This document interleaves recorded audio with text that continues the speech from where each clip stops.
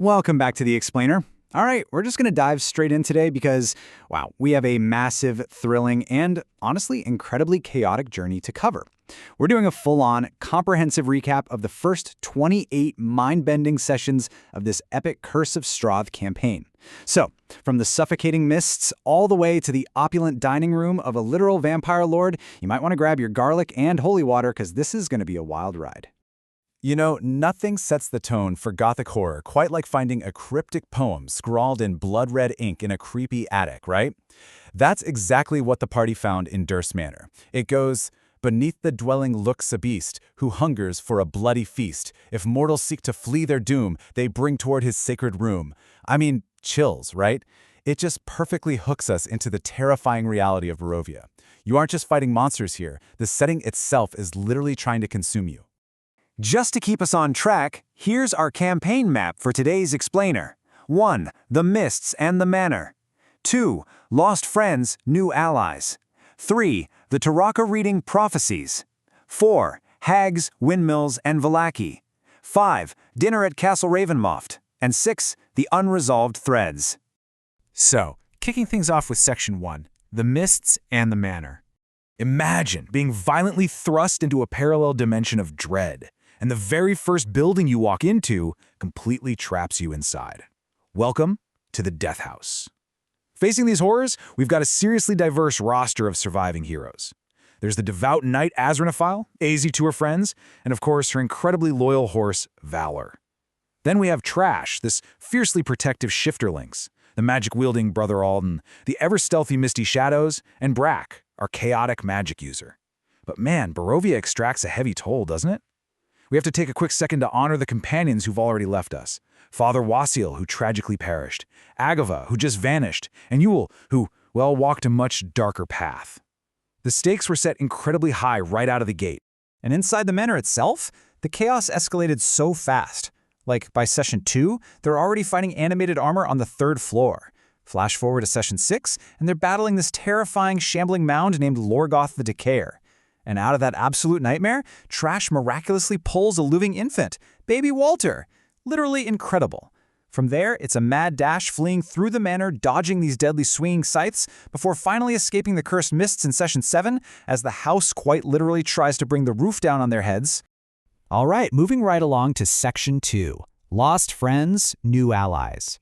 Because surviving the house, that was just the opening act. Now they had to hit the grueling road, and the emotional toll on this trip was absolutely staggering. After laying Father Vasile to rest at a crumbled church, the party fractures even more. Agva gets mysteriously enveloped by this flock of ravens and just vanishes. Then, Yule makes this completely shocking choice to depart in a black carriage with Strahd's menacing dark elf servant, Radahin. But you know, even in all that darkness, a new alliance is forged. The party agrees to escort the siblings Ismark and Irina Kolova.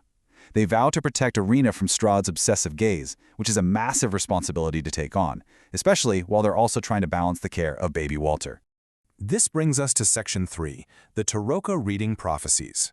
So, a truly crucial turning point in their journey happens when they visit the Vistani camp and meet Madame Eva. She performs a Taraka reading that hands every single hero a vital puzzle piece. This right here is the brilliant structural hook of the entire campaign. Ozzy gets a clue about finding a tome, looking to the highest peak. Brother Alden receives a Dawnfather coin pointing to where sickness and madness are bred.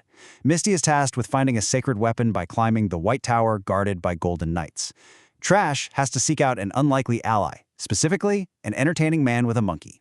And Brack gets the clue for the ultimate resolution, find the beating heart of the castle. It's so cool because it transforms what is basically a survival horror game into this epic, interconnected scavenger hunt. Let's head over to Section 4, Hags, Windmills, and Vallaki.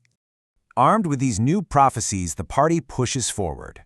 But as they head toward Vallaki, they run headfirst into some of the darkest corruption Barovia has to offer. And honestly, nothing exemplifies this quite like the dream pies. I mean, these definitely aren't your grandmother's baked goods. They're these highly addictive, savory pastries pushed by a wicked hag, and the reality behind them is horrifying.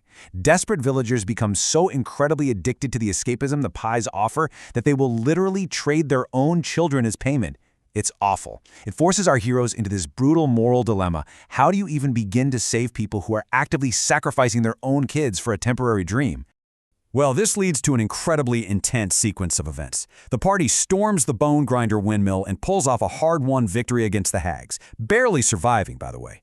They manage to rescue the locked-up kids, including young Lucius, and they even freed Dr. Ignatius Oliver Romanoff, who was chained up in the attic. But man, that victory is short-lived. Stepping out of the windmill, they come face-to-face with Strahd himself on the road, and in this display of absolute chilling power, Strahd mercilessly executes his own vampire wife, Silvestria, right in front of them, just for her failures. And then, he casually invites them to dinner. I mean, talk about whiplash. Completely shaken, the group retreats to Dr. Romanoff's eclectic home, the Tom Cardos Manor, just to catch their breath, raid his closet for some fine clothes, and prepare for the unimaginable. Which sets the stage for Section 5, Dinner at Castle Ravenloft. Now, what's really interesting here is the complete shift in tension as the party finally steps into the belly of the beast, Castle Ravenloft. Right at the doors, they're greeted by Rahadan, Strahd's Chamberlain. And to really ground the lore of just how unsettling this guy is, we have to talk about his deathly choir. It's this supernatural aura surrounding him that forces anyone standing nearby to literally hear the phantom screams of the thousands of people he has killed. Could you imagine trying to make polite dinner conversation with that ringing in your ears? No way! The dinner itself is just this rapid-fire series of bizarre vibe checks with the castle's residents. So alongside Rahadan, they're greeted by Ludmila Vilisevic. Then, inside, Azzy has to navigate the flirtations of Escher, this melancholy vampire spawn. Misty starts working the room and pulls aside Sasha Ivlaskova, who's actually surprisingly willing to spill some castle secrets. Trash ends up bonding with Gertruda, a shockingly naive Barovian who genuinely believes she's in a fairy tale, like totally oblivious to the horrors around her. And oh, we cannot forget Cyrus Bellevue, the grotesque but unsettlingly friendly mongrel folk caretaker who takes their horses. It's honestly a masterclass in tension. The party is surrounded by literal monsters who are just acting like cordial hosts. And finally, as we wrap up, Section 6, The Unresolved Threads. Looking back at these chaotic 28 sessions, the stakes are absolutely massive right now, and there are so many lingering mysteries. Like, what truly happened to the wizard Mordenkainen?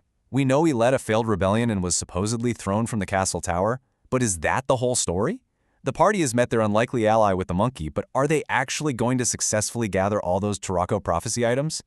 Plus, we've seen so much character growth. Brack is figuring out his wild magic, AZ and Trash are actually finding common ground, but can they maintain that newfound cohesion in Strahd's domain? And, hanging over the whole shebang, what is going to happen to Arena and, of course, Baby Walter? Which brings us to the ultimate campaign-defining question. These heroes have survived the Death House, they've taken down hags, defied the mists, and now they're literally dining with the devil himself. They are for sure a force to be reckoned with, but they're missing one crucial thing. So, I throw this out to you. After everything we've seen in these 28 sessions, what do we name this adventuring party? Drop your ideas, keep surviving the mists, and I'll catch you in the next explainer.